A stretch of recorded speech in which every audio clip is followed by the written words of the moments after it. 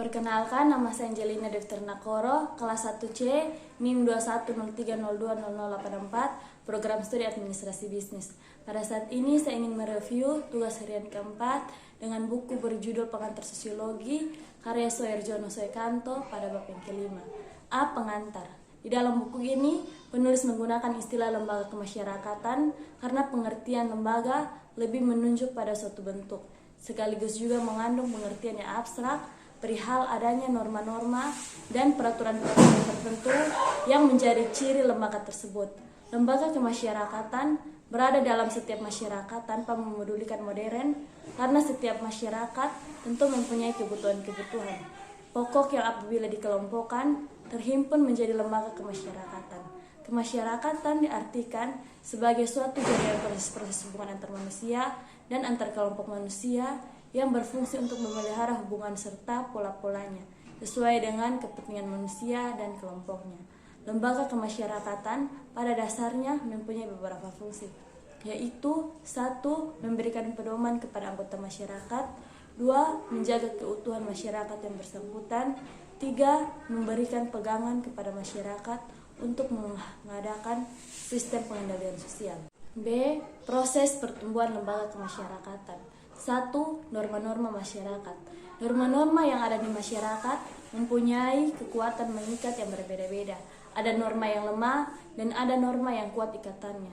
Ada 4 pengertian norma di mana dasar itu sama, yaitu memberikan pedoman bagi seseorang untuk bertingkah laku dalam masyarakat. Yang pertama, cara menunjukkan pada suatu bentuk perubahan. 2. Kebiasaan adalah perubahan yang diulang-ulang dalam bentuk yang sama. 3. Tata kelakuan merupakan kebiasaan yang dianggap sebagai cara berperilaku dan diterima norma pengaturan. 4. Adat istiadat adalah tata kelakuan yang kekal serta kuat integritasnya dengan pola-pola perilaku manusia. Ada sanksi pendertaan bila dilanggar.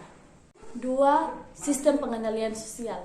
Sistem pengendalian sosial merupakan segala sistem maupun proses yang dijalankan oleh masyarakat selalu disesuaikan dengan nilai-nilai dan kaidah-kaidah yang berlaku di dalam masyarakat. Alat pengendalian sosial dapat digolongkan ke dalam paling sedikit 5 golongan, yakni 1.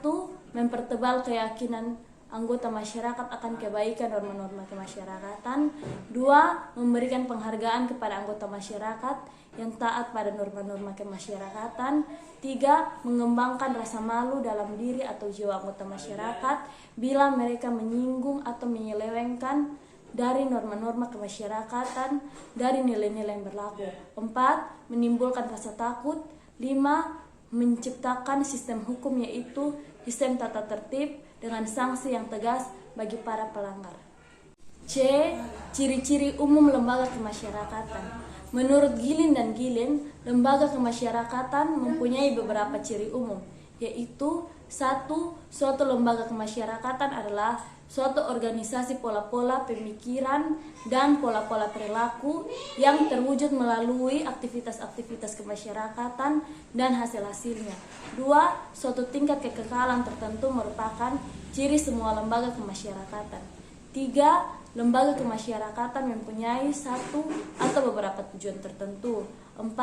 Lembaga kemasyarakatan mempunyai alat-alat perlengkapan yang dipergunakan untuk mencapai tujuan lembaga yang bersangkutan.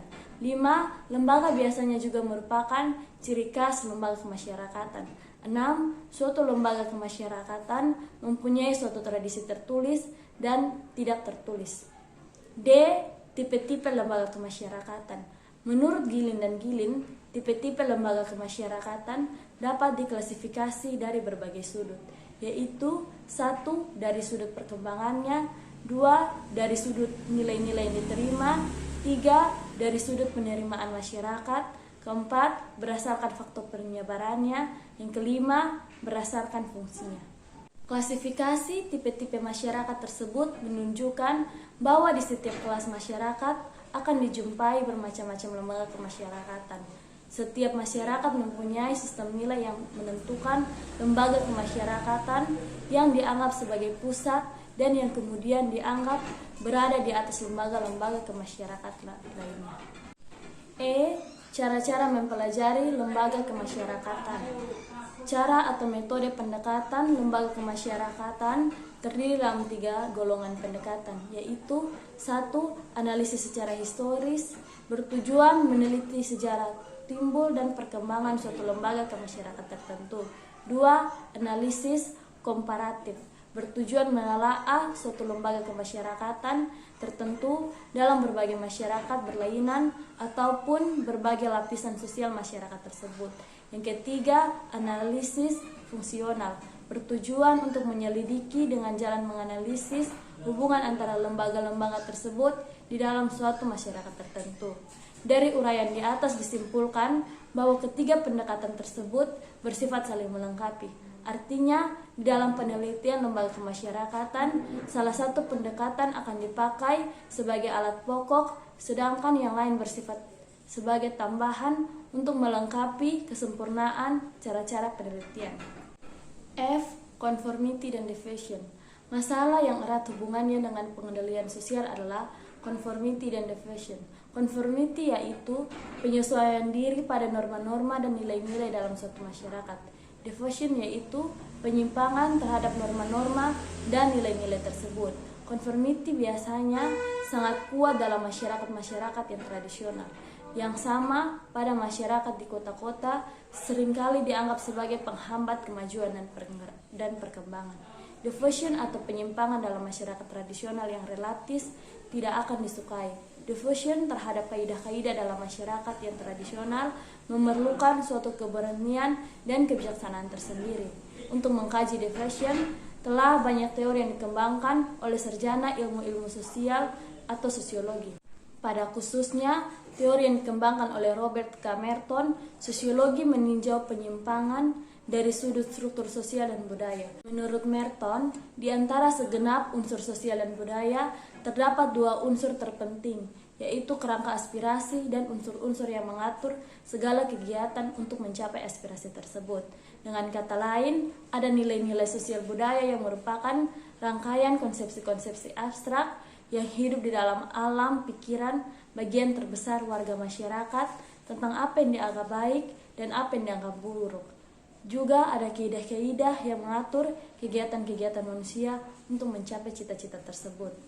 Kesimpulan yang saya ambil dalam bab ini adalah lembaga masyarakat adalah lembaga yang dibentuk oleh anggota masyarakat negara Indonesia secara sukarela atas dasar kesamaan visi, misi, profesi, fungsi, dan kegiatan untuk berperan serta dalam perkembangan dalam rangka mencapai tujuan nasional dan wadah negara Kesatuan Republik Indonesia yang berdasarkan Pancasila, yang terdiri dari organisasi keagamaan, lembaga, suatu masyarakat, organisasi profesi, organisasi swasta, organisasi sosial, organisasi politik, media massa, dan bentuk organisasi lainnya.